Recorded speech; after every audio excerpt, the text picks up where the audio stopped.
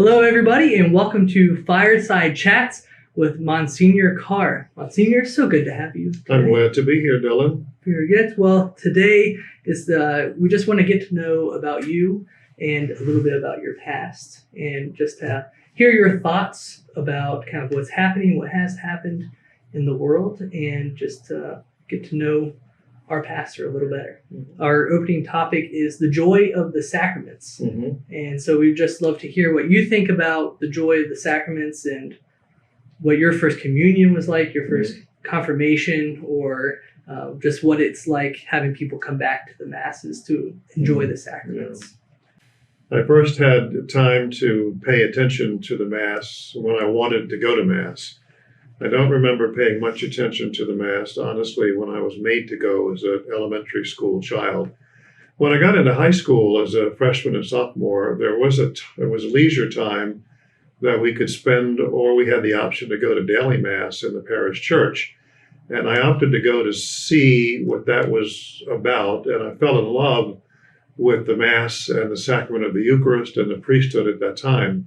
What I've learned then in the intervening years, all these years, is that the sacraments are absolutely amazing, that they use the things of the earth like water and wine and bread and oil and fire and smoke and color and sound and music and everything. Use all your senses are engaged in allowing and inviting and permitting God to touch you.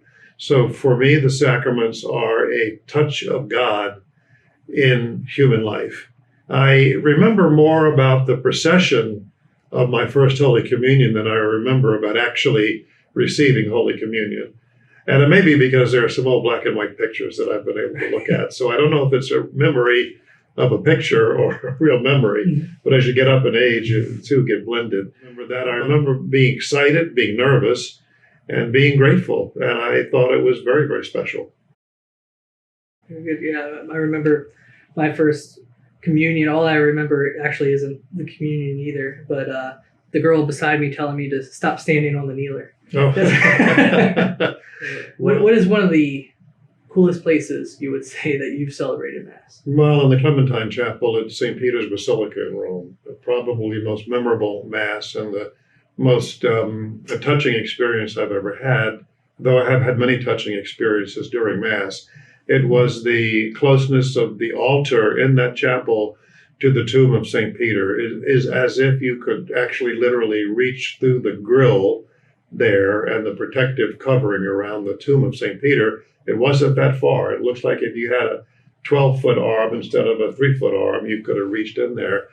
And there's something very, very powerful and touching for me about Vatican City, about St. Peter's Basilica. I'm drawn there. I've been there a number of times, and I'm drawn there, and I can never get enough of it. I've been in there when it was packed with people. I've been in there when it was virtually empty. I've said Mass in Jerusalem, in Tiberias, Lake Tiberias, and other places around the world, in Europe and Thailand. And,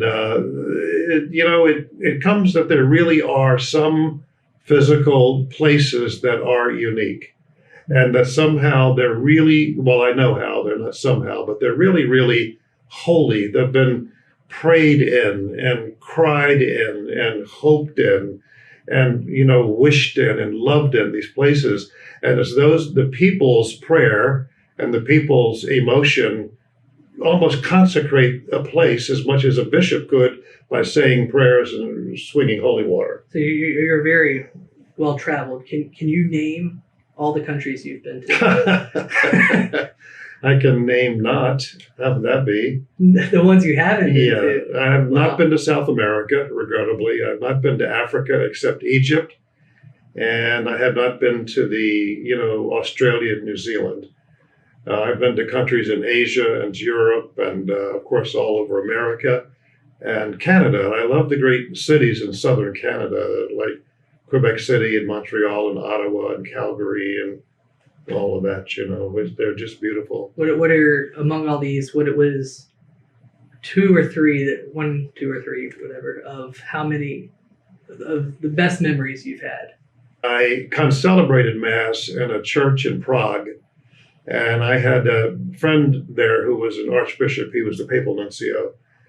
And I very immaturely said to him, it must be hard to be the apostolic nuncio in a very pagan country where I hear that nobody, because of communism, suppressed Catholicism, which is the first thing communism did, was suppress religion, that nobody was going to church. And he said to me, he's a very kind gentleman, and he said, what are you doing Sunday night? And I said, I'm just here as a tourist, I'm sightseeing. He said, well, come to this chapel by the Charles Bridge, and I'll have an alb and a stole for you, and you can come celebrate. And it was Epiphany. And he said, you go in the side door because that's where you go into the sacristy. So, I I thought that's a good idea. So I went in with another priest who was traveling with me. We got albs, and everybody was speaking Czech, of course, and we speak none of it. And so it seemed like there were about 20 priests in there. And the Archbishop was there to preside over that Mass. And we didn't hear anything. And I thought, well, probably going to be more priests than people. And this is a huge Baroque church. I mean, this is a gorgeous church on the old city side of Prague. And so we heard the organ tuning up, and the sacristy bell rang, and we went out in procession. There were 1,000 college students in that church. And there was a student orchestra in the choir loft playing a Mozart Mass with the pipe organ going at the same time. It just hit me. I was so immature of my knowledge about what was happening in the Czech Republic, and he never said anything. He didn't say Mass in Czech. He spoke Czech, but not well enough to say Mass. But he did in Latin, and then they had a translator at the ambo, and then the campus minister for the university, which is the second oldest after Bologna in Europe. The campus minister did the homily, and it was about 40 minutes of spellbinding, stem-winding, passionate evangelization of these students. And you could look into the students' faces, and they were rapt. They were not bored. I didn't know what he was saying, but we were not bored either. It was like, this man is on fire, and no wonder these students are here. I mean, I would certainly come. So I said Mass on a cruise ship one time, and I enjoyed that as well. Yeah. Is there a special Mass setting for Mass on the ocean? No. Well, this is a long time ago, but a chaplain, it may be the same thing. You guys may want to know this, but a chaplain could go for free, get a room and board on the cruise ship as long as he said Mass while the ship was at sea. And the deal was, it was not altruistic because many Catholics travel, and many of the cruises are over the weekend, and many Catholics will inquire of the cruise line, if it's over a weekend, do you have Mass on board on Sunday? And they won't sell a ticket if they don't. So they make sure they have a Catholic chaplain. I said Mass years when I was first here in the 70s. The University of Richmond was just becoming a university, and it had been called Baptist College before that. And they didn't take too well to Catholics. And they had a lot of Catholic students because they played football and basketball. Mm-hmm. And they finally allowed us to have Mass on campus. But they wouldn't allow us in the chapel. They made us go into the furnace room under the chapel. So there was this cobwebby, dark sort of a chapel with naked light bulbs, from the ceiling. And we had to bring in a table and all the equipment and the bread and the wine and all that. And we said Mass, that's probably 1970, 71 in the basement of the chapel. Now we're the biggest religious group on the campus, and we say Mass in the chapel. I don't know if you know this, but I've been quite inspired by the SpaceX and NASA launches. And but even before that, I had an impossible goal of being the first priest to say Mass on the moon. So... Well, keep your eyes out. You never know. Yeah. Speaking of the impossible, what superhero power would you choose if you could have any superhero power? Other than Sam Mass, that's a superhero power. Right. Well, super person. Spider-Man. Web slinging. Spider-Man. The tingly senses. Well, because, my old hero was Superman. Okay. And I think he might even be current. But Spider-Man was in comics when I was growing up, but then he kind of disappeared. And he's come back with quite a force, naturally. He's a big deal now. Yeah. But because they begin as normal people, and they have hearts that are touched by pain and suffering. So they become another person in a way by donning a costume, or an outfit. They become a superhero, and then they go back to being like ordinary guy.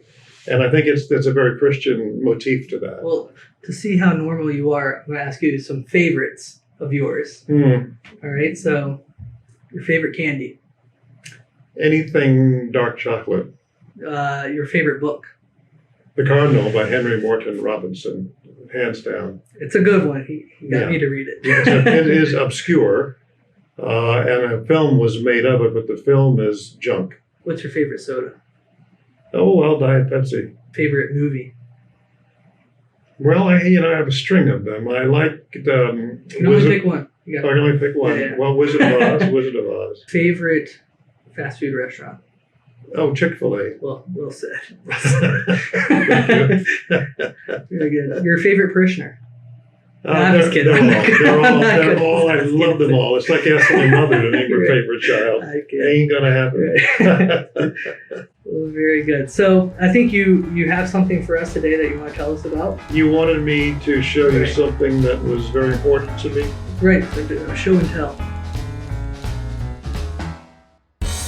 Now, this is something that really is dear to my heart and very, very heartwarming. Now, I don't know if this is going to work. I don't know. It's. Have you been hiding a cat in the rectory? He's coming out. A rubber ducky. Fantastic. This is Duckie. This is Duckie. Okay. And Duckie has been my friend for many, many years. Hold him out for the folks to see. Oh, okay. There you go. So Duckie came to me like a little orphan. And I have had Duckie around me, as you can imagine where his home is. And one of the things I like about Duckie, he's always happy. He's always watching me. He doesn't mind being alone for a while because I have to leave his home and go to work, in the parish. But the thing about Duckie, if you think about a bathtub to a Duckie, it's like the hugest lake you ever saw in your life. So Duckie is in the bathtub and he's having a very serene time, and then somebody gets in it and it's like a tsunami. And he just gets slammed all over the place. And sometimes he goes down under the water. But about Duckie? He always comes back to the surface. He always pops back up. And sometimes whoever gets into the tub, which is always only me, could sit on him. And he really gets hurt that way. And he's kind of squashed down there. But no matter what happens, Duckie pops back up to the top. And he's a good reminder to me that whatever happens to me, if it's a tsunami, or I feel like I'm getting crushed in my emotions for some reason or the other, that I'll come back up because God will make me come back up. And God will take care of me, and I'm going to put him back. Please, insist. We want everyone to feel comfortable. Are you surprised? Yeah, I was. I did not expect Duckie to come and join us today. Yeah.